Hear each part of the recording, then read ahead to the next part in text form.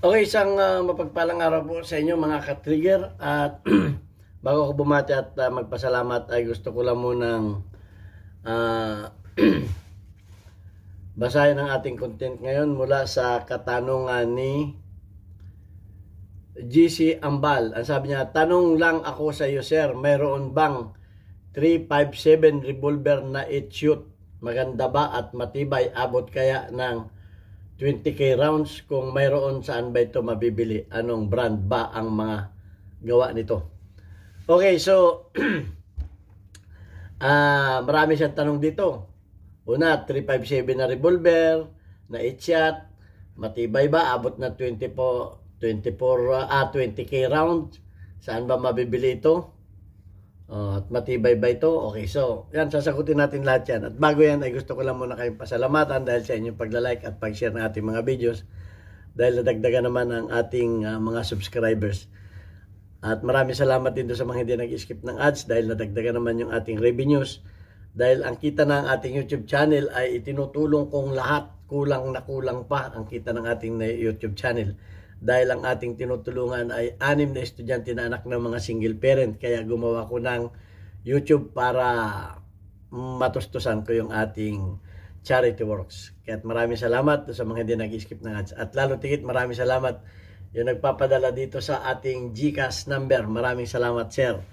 At huwag ninyong tawagan yan para bumili ng baril. Wala po kaming pinagbibiling baril. Mag-message lamang kayo dyan kung kayo ay may ipaabot na tulong sa ating mga beneficiaries para kayo ma-recognize ng ating YouTube channel.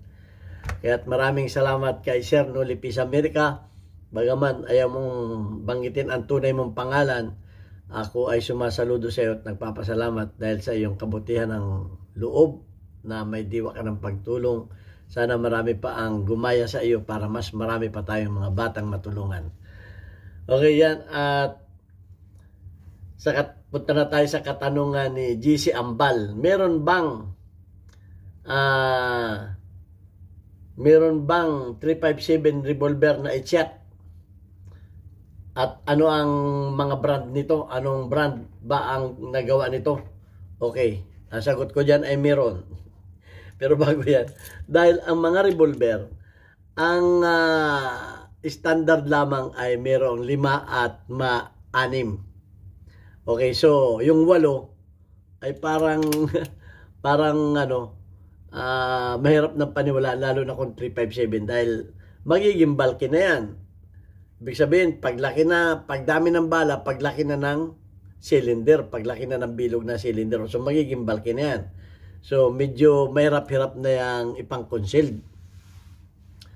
Pero ang masasabi ko dyan ay walang problema dyan kung meron man yan.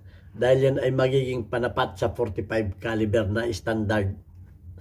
Okay, dahil ang 45 caliber ay 7+1. Meron ding 8+1. So, magiging patas na ngayon, 357 versus, kasi yung iba talaga, gusto talaga ay revolver. Dahil ang gusto nila sa revolver, walang batangal. Kalabit ka lang ng kalabit, ikot. Pag hindi pumutok, kalabit uli. Hanggang sa maubos na yung bala. So, walang batangal. Kung yan ay 8, edi marami-rami na yan. Para ka na rin dyan naka 45 ng standard. So, ang sagot ko dyan ay meron. Tingnan natin, ano daw ang mga brand. Okay, so ang mga brand dyan ay, tingnan natin ang brand. Ito. Ang sabi sa research natin ay, actually may nakita akong 4 na brand. Ito. Yes, marami ang mga 357 revolver Magnum na may available na 8 round ang capacity. Okay. Bagaman ang traditional na capacity ng mga revolver ay 6, merong 7, ang ibang manufacturer ay nag-produce ng mga model ng extended cylinder para magkasya o makahold ng 8 rounds. 8 rounds. Okay. So yan, meron na. Ito ang mga example ng mga 8 shot. Ito yung mga 357 Magnum revolvers ha. Merong Smith & Wesson Performance Center model. Ito ang model ha. 627 and model 327. Yan yung mga ano. Yung mga sa mga Smith & Wesson, dalawang model nila. Ulitin ko, model sa mga Smith & Wesson revolver ha, na 357, 627 at 327. Okay, yung nagkaiba lamang yung unang number, 6 at saka 3. Okay? Puro 27 ang huli. Okay. Examples often features lightweight scandium or titanium frames. At dahil ito ay bulky, malaki, ay titanium naman, kaya magaan. Ang dahil ang frame nito ay titanium frames, ang cylinder cut for moon clip for faster reloading. So, para mabilis kang makapag-load, ay merong moon clip fast reloading. Okay? Para mabilis. So, ako'y nakapanood nito. Revolver category. Ang bibilis mag-eject at mag-load. Okay? Nakapanood ako, matutuwa kayo doon sa mga galing sa revolver. Meron din kasing sa mga revolver category. Ang bibilis. Meron ako napanood, babae, ang galing pa eh. Okay.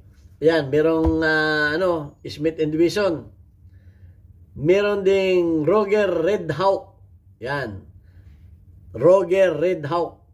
Roger's open 8-shoot version of each round Red Hawk model with 2.7 inch. Oh, snub nose lang ito. Wala pang 3 inches ang barrel. Though its larger size make it less ideal for concealed carry compared to other option. Yun nga lang. Pagdating sa concealed carry ay medyo hindi to ideal pang concealed kasi nga bulky na, malaki na yung bola nito, bulky na. Okay, so yun. At ang pangatlo nating na research ay Taurus 608 competition. Yan, ito na yung mga, sabi ko sa inyo, may mga gumagamit ng revolver for competition eh. Oh. Taurus 608 competition. Taurus introduces an 8-round capacity revolvers aimed at competitive shooting market. Yan, yung mga mahilig sa revolver, pang-compete, yan, meron ang Taurus model na 608 competition. At ang pang-apat nating na-research ay CORT, C-O-R-T-H, CORT NXS, high-end precision engineered German revolvers that features an 8-shoot cylinder option. Oh, made in German naman to, Germany. Engineered German. Okay? Ulitin ko. CORT. Hindi man North ha. CORT. K. K-O-R-T-H. NXS. A high-end precision engineered German revolvers that features an 8-shoot cylinder option. These revolvers can also safety fires. Safe itong ipotok. Kung ang tanong ay reliable ba? Safe itong ipotok. Fireless, okay. Also safely fire, ibig sabihin safe din itong iputok sa mga bala na 38 special, yung mga P+. Pwede rin yan iputok. Okay, may mga bala na plus P, ammunition na 38 special, pwede rin yan gamitin doon. Yan yung mga bala. Okay? Ang hindi lang po pwede, yung 38 na bala ay igamitin mo sa 38 na revolver. Yun lang hindi pwede. Pero ang 357, pwede mong gamitan ng bala na 38. Yun ang nakasabi dito. At yan ay subok na rin namin dito. Ang aming mga 357 dito, ginagamitan ng 38 special na bala. Dahil mas matibay ang 357 na revolver. Okay, so yan, ang mga nasagot na natin yan. So far, 4 lang yung na-research ko. Ang tanong lang naman sa atin ay meron ba? Meron. Ang sagot. Hindi man yan paramihan. parang yung isa nating naging ano dito, baser, nagtatanong kung meron daw striker 5 na 45 caliber na model ito, pinipilit niyang wala. Meron nga, nung may nabasa kong wala, nung pinagawan ako ng video, gawa mo nga ng video na Heckler & Koch na meron. Sabi niya hindi naman niya naging hindi naman niya nag-mass production Ang tanong mo kung meron. Meron nga. Hindi naman mo sinabing nag-mass production nga. Nag-mass production ba? Tinanong mo lang ba meron bang striker 5 na Kasi may nagtanong, meron bang striker 5? Ano ang mga striker 5 na na mga 45 caliber? Meron ang Heckler & Koch. Kinukontra ko. Wala daw, wala. Sabi ko, meron nga. Pinipilit niyang walang convertible, meron. Sabi niya, kung meron, magpakita ka ng picture at magpakita ka ng ebidensya. Gawa mo ng video. Ginawa natin. Di nung nagawa natin nasupalpal siya. Sabi naman, hindi naman yan hindi naman yan minas production Ang tinanong mo meron meron nga. Nakapatent pa. So, yan. Mga may kumontra na naman sa atin. Hindi paramihan ng model. Ang na-research ko lamang ay 4 na model at 4 na manufacturer. Kung meron pa kayong madadagdag, ay welcome.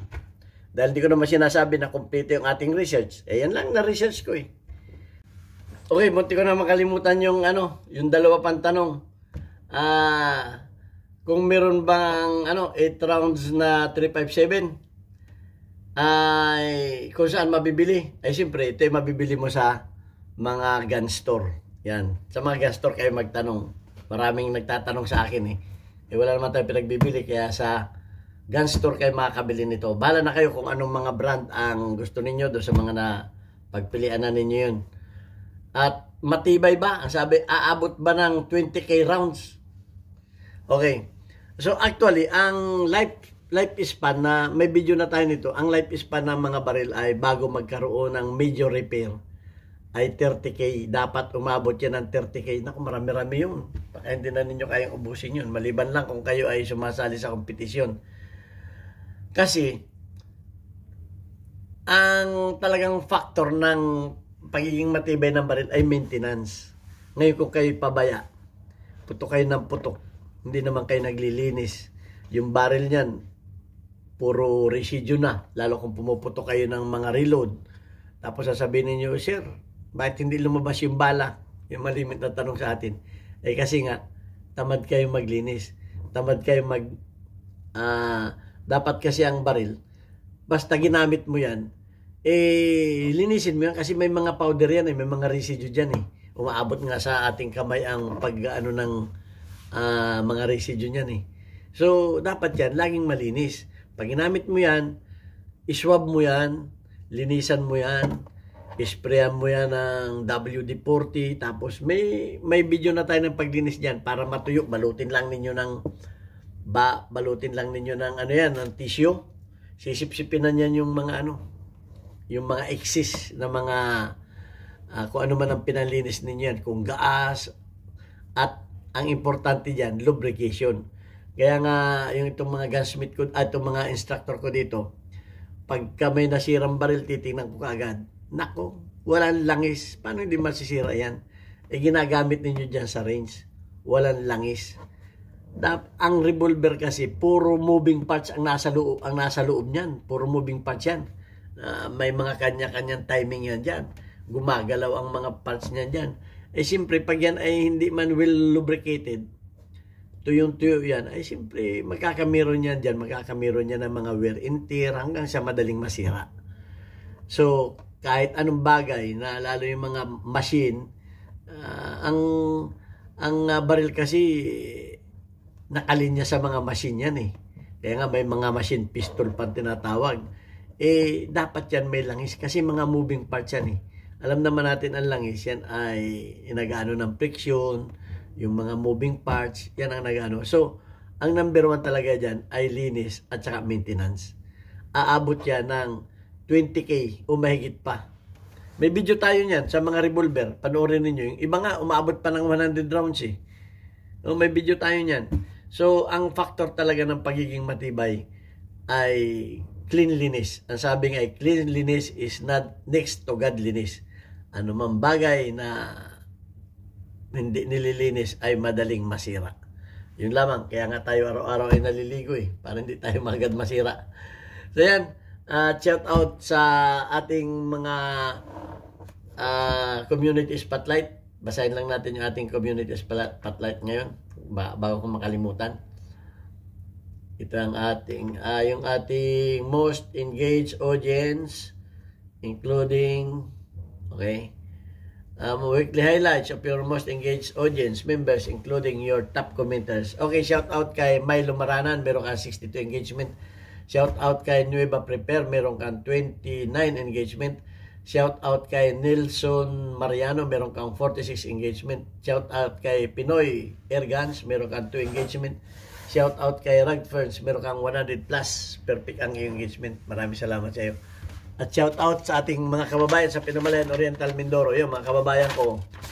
Doon sa dati kong machine shop ninyo matatagpuan yan. Alvarez Street, Pinamalayan Oriental Mindoro. Mura lang ang burger dyan. Buy one take one sa halagang 40 pesos. 24/7 bukas yan. Kahit brown out, may generator yan. At pwede kayo magpa-deliver. Okay, maraming salamat sa inyo. God bless us all. Thank you very much.